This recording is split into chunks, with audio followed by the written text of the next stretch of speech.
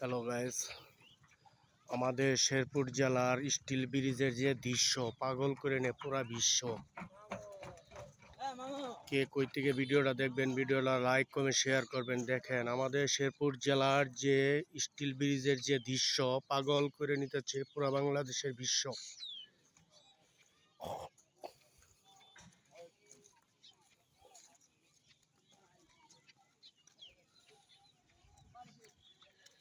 দেখেন গাইস, আজকে ঈদের তৃতীয় দিন, এই জন্য স্টিল ব্রিজে মানুষ কম হয়েছে, নইলে ভরপুর মানুষ থাকে। এই যে দেখেন স্টিল ব্রিজে কেবলই পানি আসতেছে, ভরপুর মানুষ থাকে।